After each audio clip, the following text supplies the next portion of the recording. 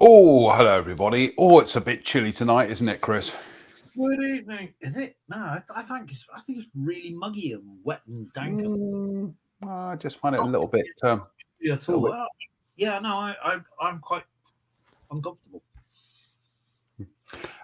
Welcome to tonight's Wild Portishead show. We've got quite a bit to get through tonight, haven't we, Chris? We've got quite a few topics and a surprise at the end, apparently.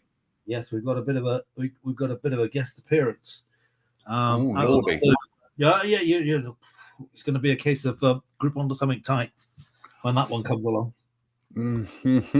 Right, I'm just going to give a shout out at the moment to some of the residents of Downside who are very keen to be involved in the plans for Slade Road Field. We don't know what the plans are at the moment because we're still putting ideas together. But what we are hoping to do is organise a get together with them and barnstorm some ideas and then present them to Portishead Town Council. Chris, this goes back to one of the things that you made key at when we had our public meeting, goodness me, 5 years ago. And that is, you have to bring the public on board. There's no point in doing this. There's no point in doing something where you're just telling people what you're going to do. Well, that I'm afraid that kind of thing is not playing out around the country. So you're seeing projects which are classic 3-year projects. They'll run for 3 years. Funding runs out. It all stops, and nothing happens. That's it. Yeah. So what basically? I mean, I've been doing projects since I was virtually in diapers. So, and I've managed a lot of projects. I've directed a lot of projects, and so one of the things that I knew was critical right back in the beginning of the 1990s was these don't work unless you've got people with you. You don't start to get people turning up. So the other thing is you need to give people that opportunity to have their input, their own input. They decided this. And if you remember from that folk hall meeting that we did, what was very good about that was the fact that we just stuck out maps after the talk. And I didn't expect people to stay and participate in that bit, but they did. And they did in their hundreds, literally. And they were going around the room, putting in their ideas into Portishead of where they would like to see things, where they would like to see trees planted, where they could be leaving verges and things like that. But all that is now in the midst of time. And on September the 12th, there's a book coming out called The Great Misconceptions of Rewilding. And part of that story is in that book. The book's not written. The book's written by Ian Parsons, but I've got a chat along with a lot of other national authorities on the subjects. There it is. Due to be released on the 12th of September. I'm going to try and do a local get together when it's launched. I was going to do it at the shop in the high street, but that's just changed hands. It was about the blue. So I'm going to speak to the new owners. They're due in next week, apparently, and see if we can still do one down there. And we'll invite some of our old friends that have taken part in some of our shows. We'll try and get Ian up for that, but also I think we should try and get Dr. Liam Fox in for that as well, so that he can be part of his promise to hand over his book, and we'll hand over this book. And we'll have a great signing taking place. We'll do something. I'm looking forward to this book because it just looks fascinating, and it just seems to be right on the. I hate to use the word right on the money, but you know what I mean. It's right on the nose at the moment with how we've had this kind of rush for rewilding, but as we've seen, it's kind of like, but what do you mean by that? What are you trying to do by that? And a lot of energy and a lot of money ends up just nothing happens. Yeah, and it's a shame, and a lot of effort just gets wasted. I think you're right, Jonathan, but the thing is that, or something happens and it's done wrong, so it has to be done. So we go back to square one. Yeah. So, But like I say, we've got we're hoping to meet up with some of the residents of Downside and have a good chat with them, and like I say, canvass their opinions, their ideas, because it's their neighbourhood. So absolutely. yeah, we're on it, folks. So fingers crossed, we'll be able to report back on that on a future show. Chris, just going to do some quick bits and pieces from the garden. This is when it's raining outside today, but this is when the weather was lovely the other week. And I was sat on the patio, and what lands on the plant next to me? Breakfast. Breakfast. No, it is a marmalade hoverfly. Well, I mean, breakfast was the clue, wasn't it? Mm-hmm. Yep. Now this folks, this was taken with an iPhone. It's an iPhone 11, so it's not even a particularly up-to-date iPhone. In fact, it's one of the things I've got to do this week is upgrade to a new iPhone. But yeah, this was taken with an iPhone 11 with the with the zoom setting on it. So it just goes to show you can get some quite striking wildlife pictures with a humble iPhone. Yeah, you can. I've got the 12 Pro Max, and that's very good. But I wouldn't rush out at the moment, Jonathan, and go and get one, because I think there is now. Where are we now? iPhone. What are we on? 32 coming out in September, something like that. Anyway, the new iPhone is supposed to have some pretty hot stuff as far as the cameras go. So I mean, when I upgrade an iPhone, and you can tell I've got a 12, so it's been a long time since I've upgraded, basically because they haven't done much upgrade of the optics. But this time I think they have, and I think there's going to be some surprises. So that's in September. It'd be well worth looking at that. We're gradually moving away from the situation where you'll have to have attachments in order to get any closer to a subject. In other words, they're thinking of it's having optical zoom built in, like a telephoto zoom, and also macro as well, macro facility. But yeah, no, you're absolutely right. I was leading a barn owl walk last night, and I had my iPhone 12. It was getting fairly dark. I stuck the video onto 4K deliberately, and I filmed barn owl hunting in near, I would say, well past dusk, but you could see it. And I just used that 4K then to crop down to HD. So I ended up with a lovely big picture of barn owl hunting. So yeah, they are very good. But the picture you've got there is lovely because you've got the right light. That's critical with the iPhones. They've got to have good light. And also the fact it's lovely and still. You know, on a windy day, you get butterflies and bees on flowers, and it's just like, whee, and you can't keep up with it. It's impossible. The number of times I had to do it this week, actually, when I was down. I was actually down in Watchet, walking from Watchet to Minehead, and was trying to photograph something, and I had to literally kind of like grab this stem to steady it so I could take a photograph with the iPhone. But anyway, right, shall we? What do you want to lead with next, Chris? Because you've got some topics here on screen. Well, yes, okay. Well, first of all, I mean, news. We yet to have our meeting with the Reverend Lindsay Smith, but what we're hoping to do, so this is just general news about what we're up to in the background.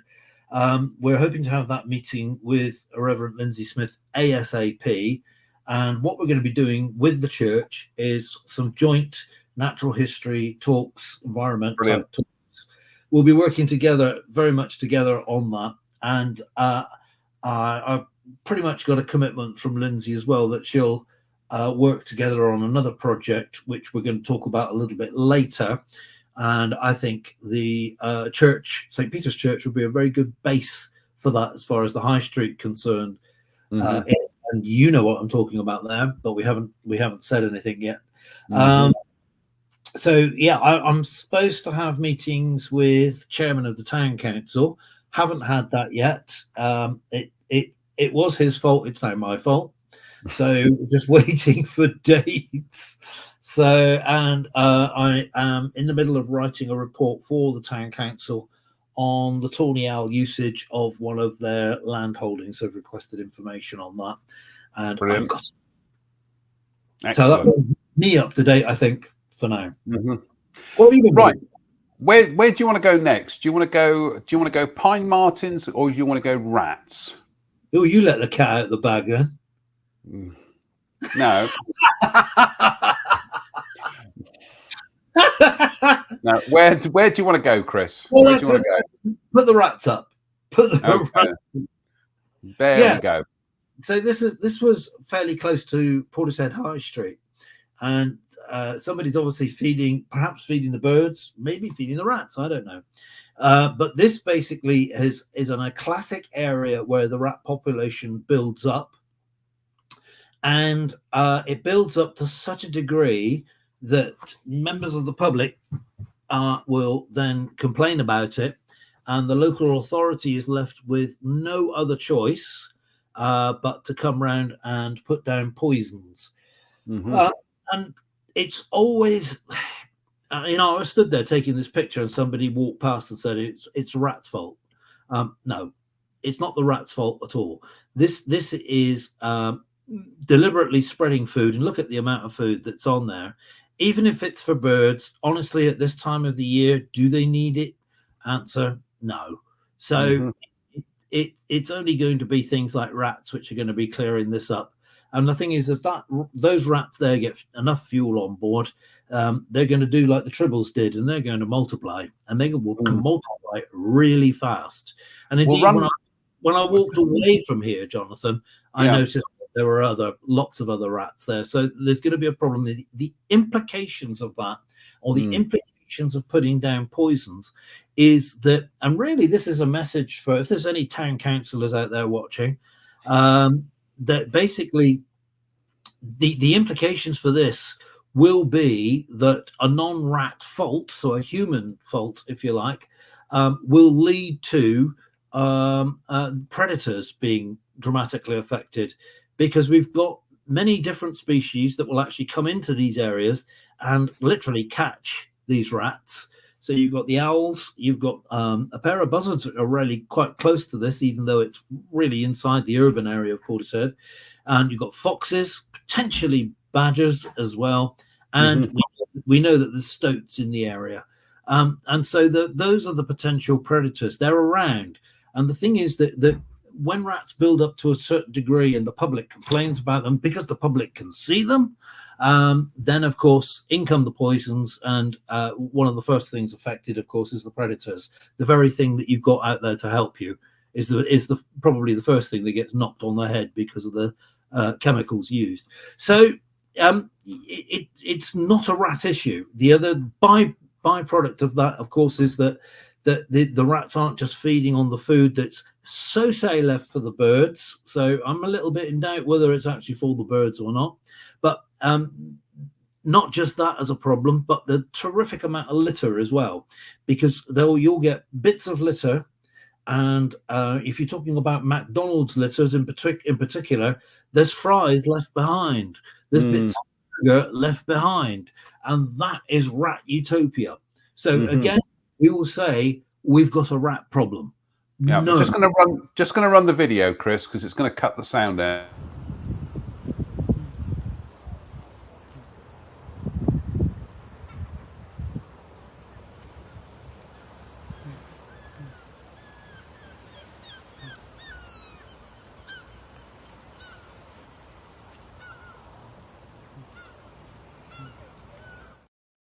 They're really cute, aren't they? But this, you've actually illustrated a very good point of why I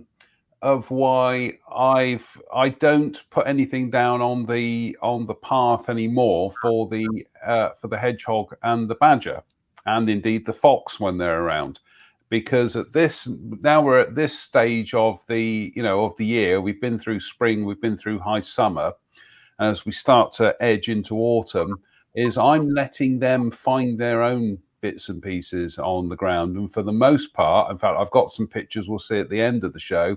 For the most part, they're picking off all the invertebrates for me. Sorry, slugs and snails, but they're doing a job. They're doing a pest cleanup job for me. And the telling thing is, Chris, that with the trail cams that I have set out on the path, it's picking up badgers, foxes, hedgehogs. It's picking up cats, plenty of cats. One thing it's not picking up, rats. Not a thing.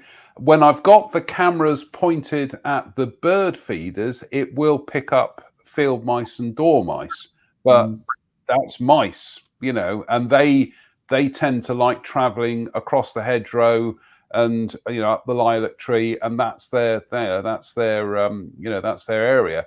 Any of the food that does fall to the ground, no, I haven't got no rats in the garden whatsoever. So fingers crossed. Yeah, no, that's. I mean, the thing is with rats, we could do a whole show on them because they have fantastic, amazing natural history in their own right, and they're incredibly intelligent animals, but they are creatures of habit, and so it's fairly once you've studied your local rats, it's fairly easy to deal with the issue without throwing lots of chemicals at it. There are things you can do. But I look for all the time nature-based solutions, and the nature-based solution is there. I've seen stoats there. I've seen foxes there. I've seen foxes hunting the rats there. There's also, because we're not very far away from houses, you've got another friend of humans which will actually hunt rats, domestic cats. And there is another problem. So if a cat catches a poisoned rat, not poisoned cat. Yeah. And obviously people will walk their dogs around there, and the dogs will do a good job even on the lead, because what they'll do is frighten the rats. And that, you're back there to the Yellowstone effect, where you disturb something and you change its behavior dramatically. And that's where you've got to get to, because they're fairly settled in that area. So I don't know if we have got anybody from the town council watching at the moment. I'm looking here to see how many people we've got online. Do you know how many people how many people are watching? We've got about a dozen watching at the moment, and we've had a like from viewer Rosie, but fingers crossed. I mean, we can always point them in this direction after the show. They can watch it on catch up. So we can, and we got some really good feedback from some of the councillors after. So they're obviously watching after our last show. Right, where would you like to go next, Chris? Well, you've given the game away, so let's get on with it, shall we? So somewhere in our area, and don't forget the Wild Portishead area, we've counted as down through the Gordano Valley as well. So that's the greater area or greater community area. It's not just within the town itself. Somebody actually, we're not going to say where this is, but it is genuine. And for those of you that are in the know, you will know what this is straight away. This is a pine marten. So we have pine martens in the area. How many? Absolutely don't know. But the classic that you can see there, that really lovely strong head, and also you can see that white. The white down the throat, right the way down through to the chest. Go to the next one. And that's classic. That lovely thick head there. And you can see the chest, and you can see just a little bit of a marking on the chest. I know I've done quite a bit with pine martens up in Scotland. We used to be looking at them and looking at this chest, this bib. Let's call it the bib for now. And each individual seemed to have a different marking on the bib, and you could start to recognize particular individuals. Okay, we're done with that. That's that. And I'll talk about pine martens now, if you like, because what is a pine marten? Well, a pine marten is a mustelid. It's a member of the weasel family. So Jonathan's got one member, at least, of that family in his garden. He's got the badger. Not very far away on the waterways down below where Jonathan lives, you've got another member, the otter. And I've already mentioned another one, the stoat. So the pine marten is part of that, is a very close relative of those animals. Now, I'm about 3 million years old now. So I would say for the majority of my life until probably about 10 years ago, maybe 15 years ago, I've only known pine martens as being in a central belt in Scotland. That's been it. So if you want to go and see or look at or study pine martens, that's where you had to go. And then you had some brilliant projects taking place. You had one in Shropshire in particular, which there was well done. And you see that's what a beautiful animal.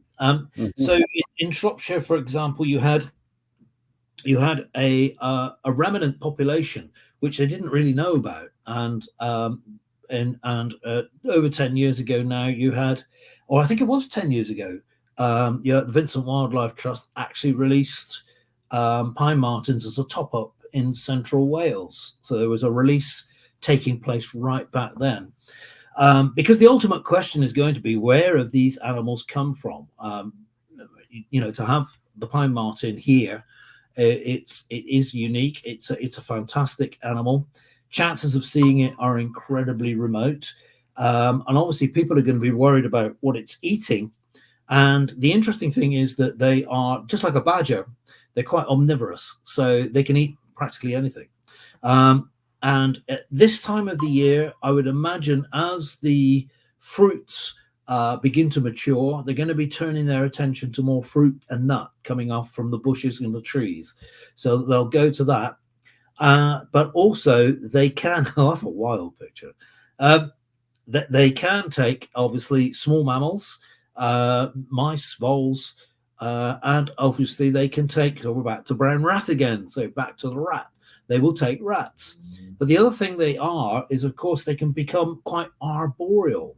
So they've got slightly retracted claws, so they can actually climb up trees, and they go like grease lightning. They've got that very bushy tail, which they can use as balance as they're going up. And they can literally jump tree to tree to tree. And of course, what they're chasing normally when they're up there is squirrels. And of course, we've had a problem with the fact that we've got a squirrel in England, which has been introduced from North America. That's the grey squirrel. Compare the grey squirrel with the red squirrel. The grey squirrel is bigger, much slower.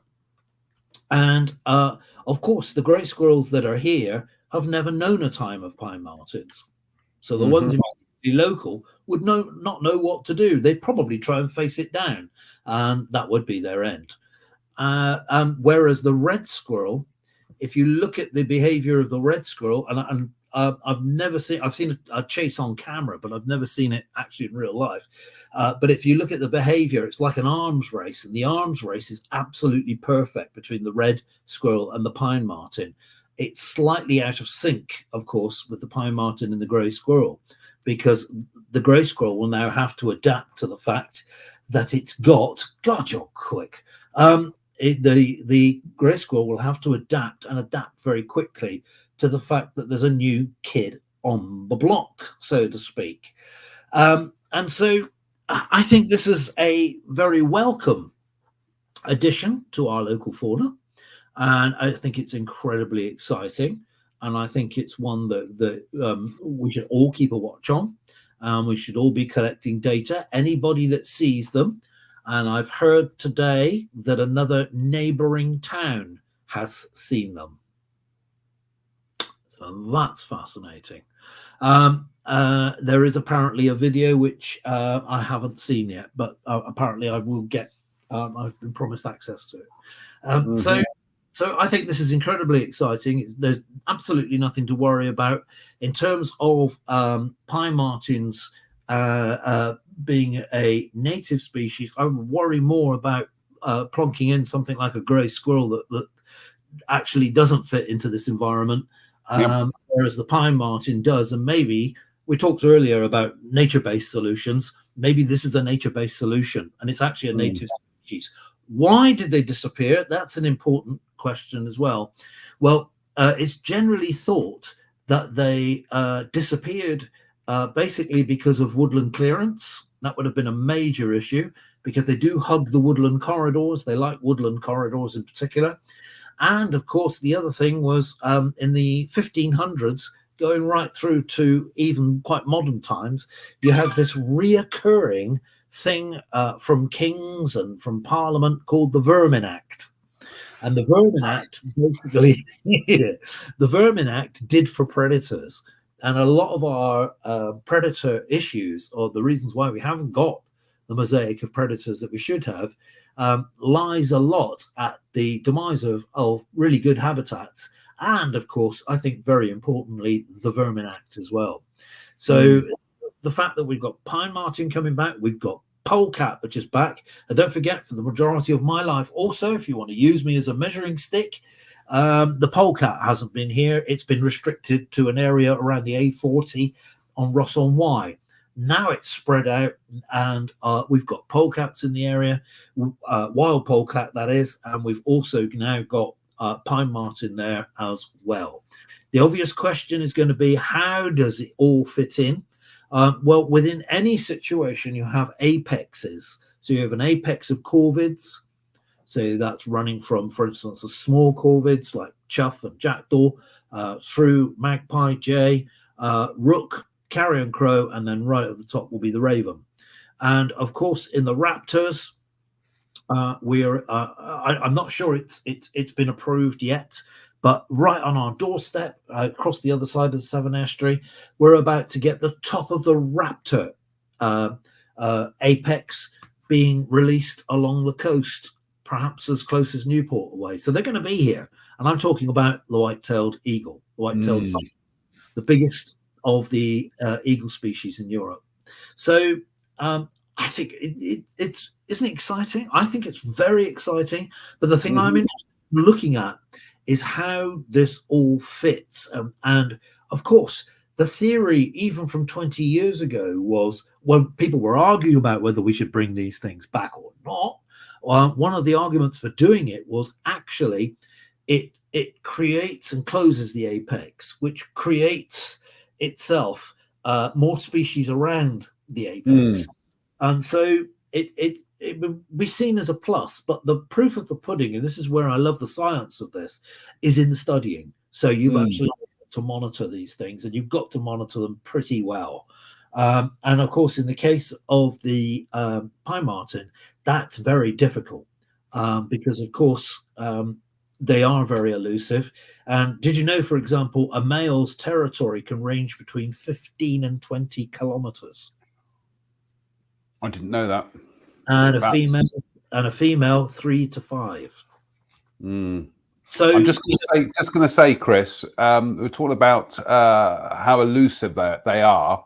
Is citizen science here, and this is, we've mentioned this before, is, folks, get yourself a trail cam.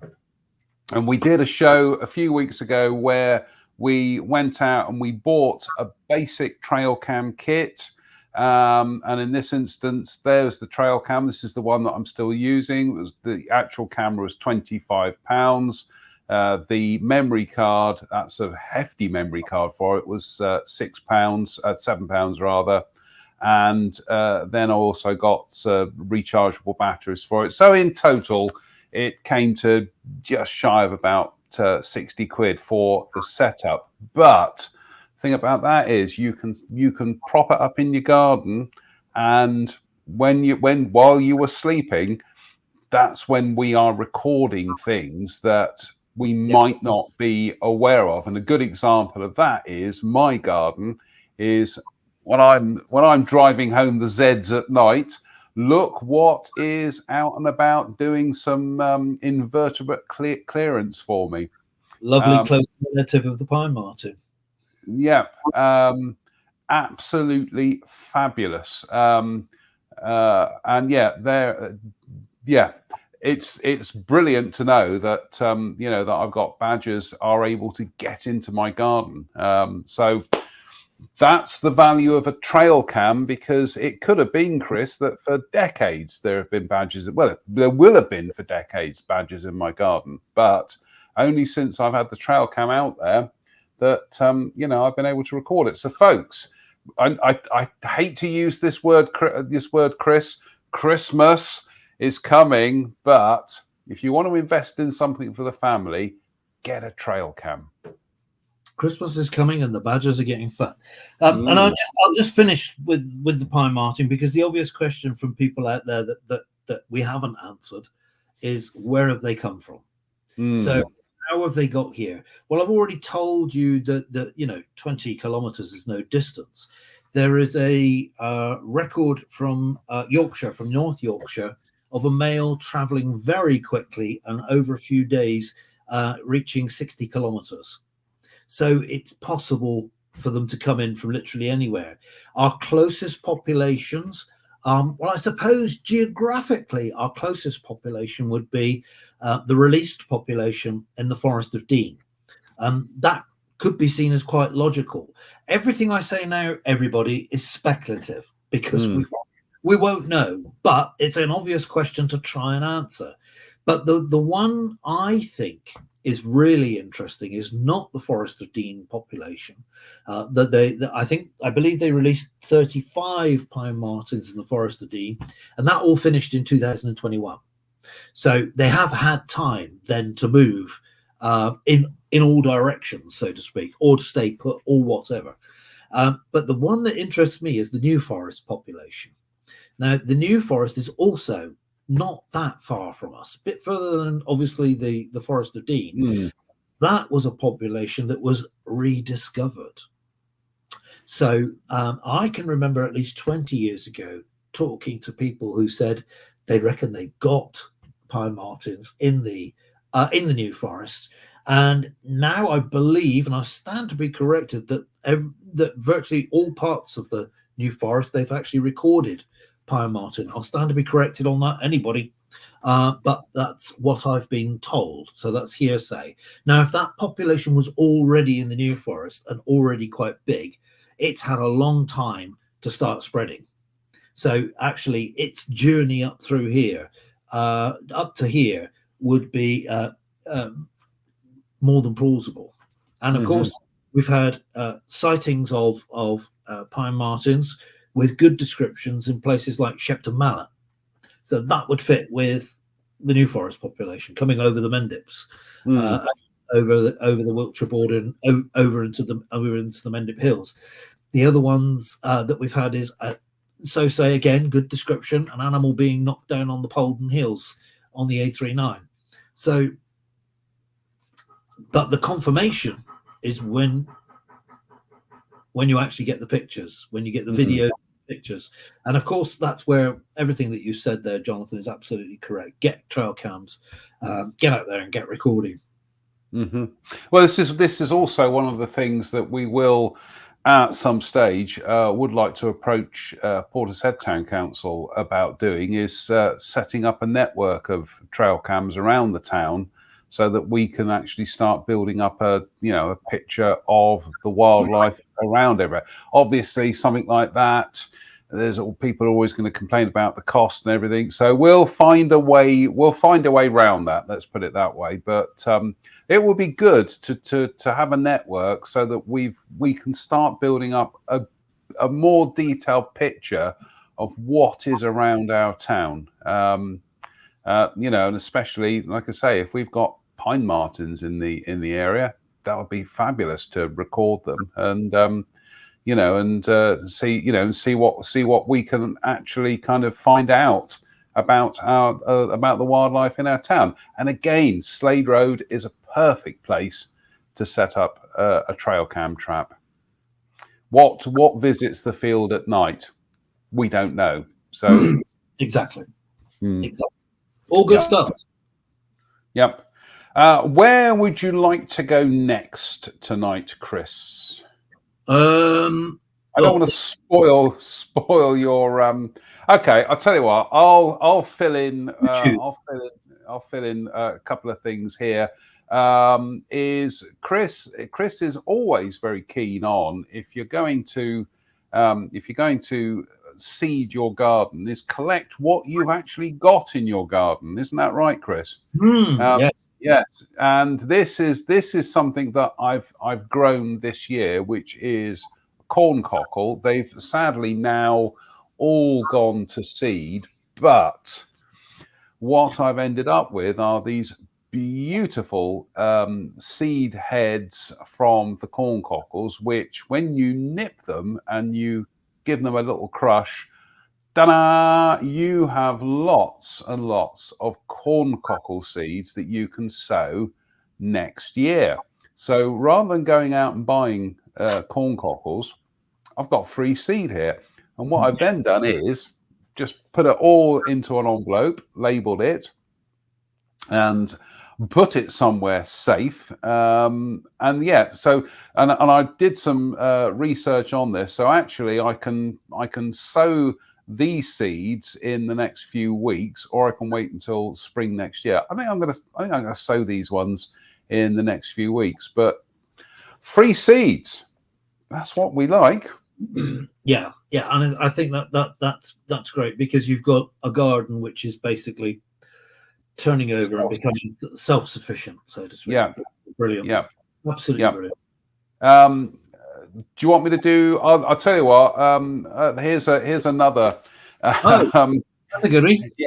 Yeah. That was during the week where I was sat out on the patio having a nice read in the twilight, and I suddenly felt something on my foot. Looked down, and there was somebody wanting to hitch a lift. So again, we're talking about predators that keep pests under control. I've got 2 ponds in my garden. I've recovered the one down the end of the garden. I don't know if I mentioned that on the last show. I found the remnants of an old pond, so I've actually kind of cleared it and relined it and refilled it. So now I've got 2 ponds in the garden. So there's plenty of areas for amphibians to hang out. 2 ponds in the garden, but this one decides to sit on my shoes. So yeah, but that was quite alarm. It gave me a jolt. Let's put it that way. And I'll tell you another. It's your foot. Another close encounter with wildlife at the end of the show. So, Chris, shall we? What would you like to talk about next then? Well, we are getting busier, aren't we? And one of the things that we've been mulling over since 2019 is starting a community Swift project. Mm-hmm. Now's the time that we need to get pre-proposals together, and it's something we're going to have to get Portishead Town Council to facilitate. They're going to have to be on board with us. And what we will need to do is to have a proper plan. And I know I talked about it a little bit last time, more of a semi-announcement, but I was gobsmacked because we actually got on our direct messages. We actually got a message from residents in Slade Road saying basically fully on board with this, and what can we do to help? And I think that's absolutely brilliant. So I think what we do, we get a pre-proposal together. And what that basically means, it's not a proper proposal, it's a pre-proposal.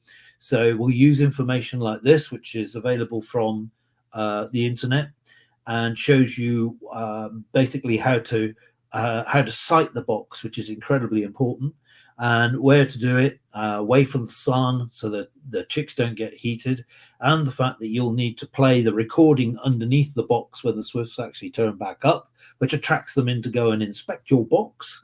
But where we actually put them, I think what we'll need to do is have a meeting. And so once the pre-proposal's together, that can be done very quickly. Then the full proposal will be basically made up of not just you and me having our input, but the community as well.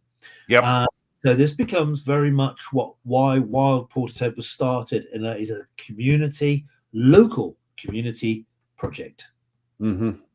It's not our baby. It's not council's baby, but we're going to need council to help facilitate this because, of course, of the locations that we're going to want to put the boxes. So we'll need their help. And in terms of, we can build the boxes ourselves, or we can buy the boxes in. That's entirely. So if there's anybody out there that's suddenly perking up their ears, thinking, "Hang on a minute, I'm a bit of a carpenter. I wouldn't mind having a go at building these." Then come forward. Let us know. And so that will stop us buying them in. But what I would also like to see, and I think we should get really groovy with this project, what I would really like to see is that every box has a camera, and that camera be linked. So it's obviously linked to the people who are hosting it, so their houses or their shops, because a lot of the swifts are currently nesting above some of the shops. They're not just in the shops, they're in residential places as well.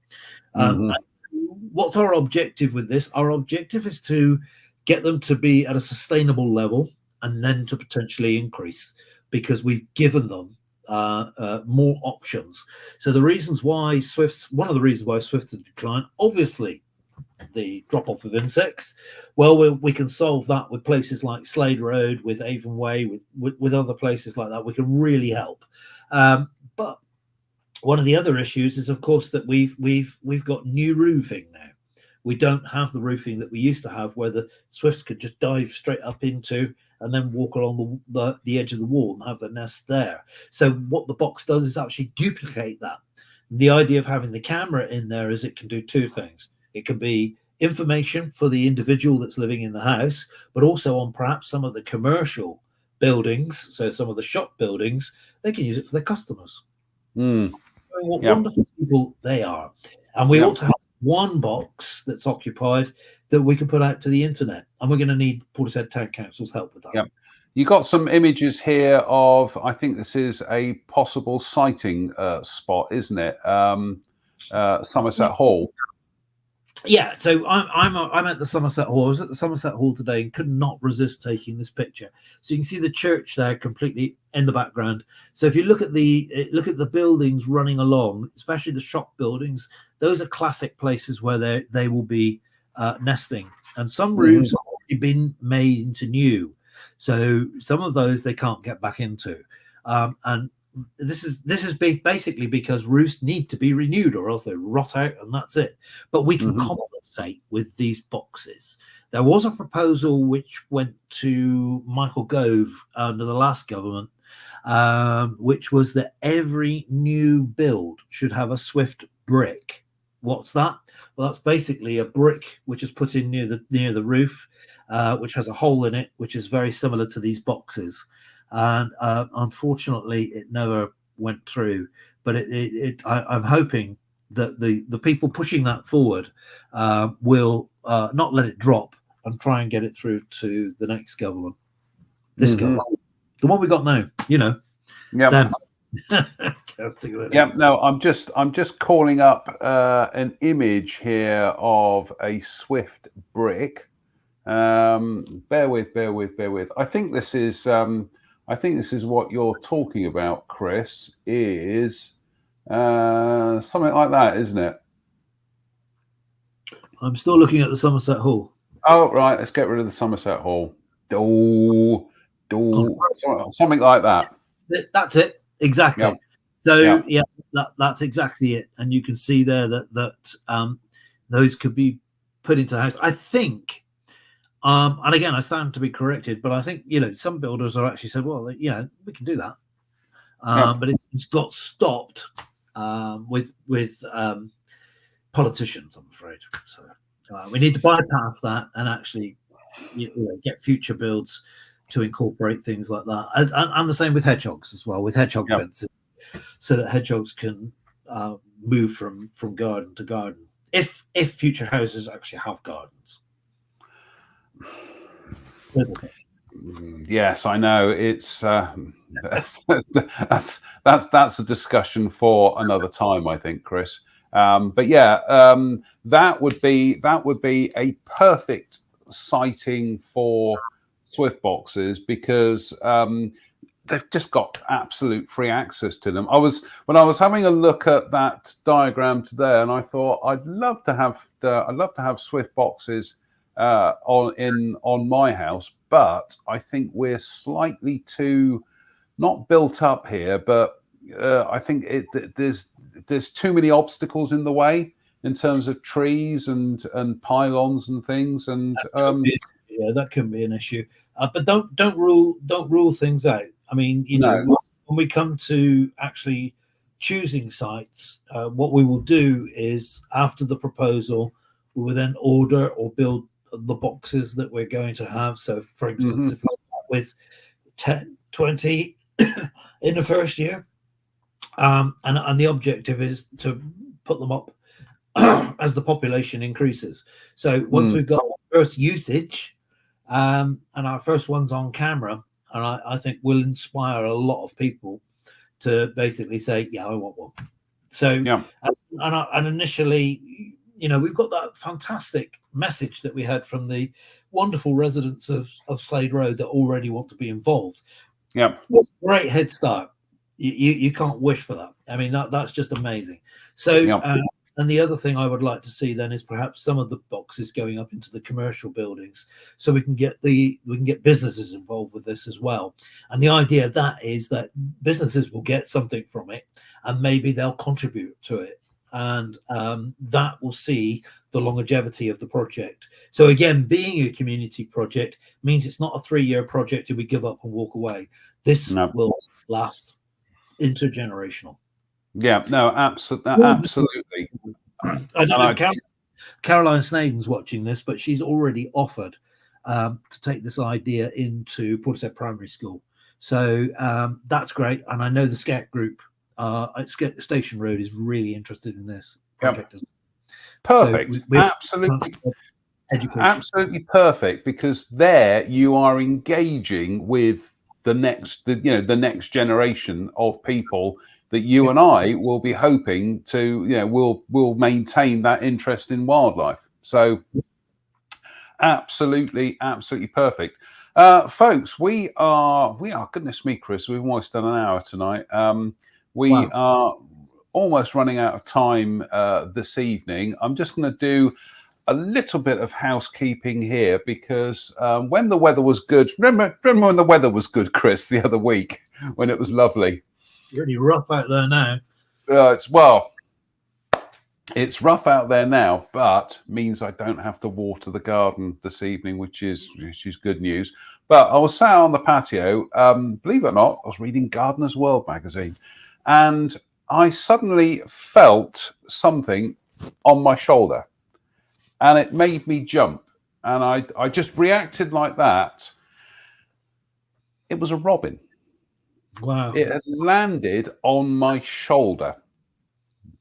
And so I just kind of like went back indoors, got a cup of tea, and then just carried on and kept an eye out. It came back, and it landed on the fir tree right next to me. And so I grabbed my Nikon DSLR. It's got a 300mm lens on it. That's pretty much the kind of, I had to zoom out because it was so close to me. And it then hopped down onto the ground, and I got another picture of it. It was by my feet, just hoovering up bits and pieces. So I did go in and get some mealworms and scatter them on the patio, and it was very happy. So that was that. Then about half an hour later, I heard that distinct sound, looked, and again, inches away from me was a juvenile robin. Now this one here, that's still a fairly young robin. It's probably about a year old. That's a juvenile robin. In fact, that's probably even something that's fledged this year, and you can just see the red, little bit of orange starting to come through on the side of the neck. This one followed me around the garden, whatever I was doing. And there it is. It's posing for the pictures there. Of course, the other one turned up, and that's when hell broke loose, because this town ain't big enough for the both of us. And it's got to be said, it was the juvenile that was getting the upper hand. In fact, that juvenile there is actually perched on my rake. That's what was going on there. I was tending to a flower bed, and yeah, it was hanging around to see what I could pick up for it. So that, again, an absolutely fabulous wildlife experience in my garden. And again, you know, I've tried to make my garden as wildlife friendly as possible. It's a work in progress, but as you can see, I get badgers, I get hedgehogs, occasionally get foxes. I get so many birds on the feeders, but now I appear to have competitive robins vying for the attention of their pet ape. So absolutely fabulous, Chris. And again, this is the value of wildlife, what it can do, how it can just enrich your day. You can be sat out there, and like I was the other day, and I was trying to work out like a work problem and, you know, things, and, you know, getting lost in my own kind of like brainstorm. Robin turns up and I feel great for the rest of the day. So there we go, folks. There you go. Good. Yeah. For your mental health and your physical well-being. Yes, absolutely. Chris, Ting, any other business? I don't think so. I think we've got a lot to go away and think about. And please, people out there watching this, and if you don't caught up with this program until later, do message us, talk to us. We really need support. Support is you joining us, but we don't have a membership, but still join us and become involved. And we've had some lovely offers to be involved. We've got some programs which we're now starting. We will have that meeting with Reverend Lindsay Smith, which we've done that. We'll have a program talks, which will begin. And we'll bring in some people from the outside, not just locals, and so we can feed off their information as well. Apart from that, no, I think my next speaking engagement is Saturday. I shall be at Newton St. Low at the Bird of Prey Project Day, and I shall be giving a half an hour spiel without illustrations, stood up in front of the audience, and then Q&As in the afternoon. But there will actually be the people there who are going to be releasing white-tailed eagles across the water in Newport. Good Lord. So I will talk to them. They haven't talked to us yet, and I will ask them if we can get them on the show. Are they releasing them? Is that Newport wetlands, or is that just Newport area? I don't know the exact area, but it's literally going to be across. It's literally going to be across the water. So not very far away at all. So in other words, whatever they put out there, it's going to come across here. Yeah, we're going to be seeing. Well, as we've seen by the spread of the red kites. In fact, we had a sighting of red kites in Portishead during the week. Somebody managed to get some iPhone photographs of them. I can remember a few years ago, actually 5 years ago, driving through Oxfordshire, seeing red kites and just being blown away. Oh my goodness me, look, a red kite. No, they have been spreading south and southwest now. And we've got red kites in Portishead. That's something I don't think either of us could have really comprehended a few years ago when they started to kind of like build up the population numbers again in the UK. It's a great way to end the program, isn't it? Because we talked about the pine martins. One animal, of course, that is very close to us and very, very, very close to us is the beaver. Really not far away. And it will be here, and I will guesstimate that it will be in the valley probably by this winter. That would be quite a thing to talk about on the show, wouldn't it? Yeah. I think, again, like the pine marten, these are keystone species which will shape the landscape in a positive way. And But again, it's early days as well as far as beavers are concerned. So we need to monitor it. So as soon as that we get locations, obviously, if you join up with Wild Portishead, you become a volunteer that's looking at beavers. On that note, a big thank you to Chris for joining us tonight. Thank you to everybody who tuned in tonight. Hopefully we'll do another live soon, Chris. Oh my goodness me, we'll do another live soon, but we'll be in a completely different season, won't we? Yeah, we will be into autumn, which is my favorite season, it's got to be said. But anyway, on that note, thank you everybody. We'll see you very, very soon. So until then, get out there and enjoy the wildlife. See you later. Bye.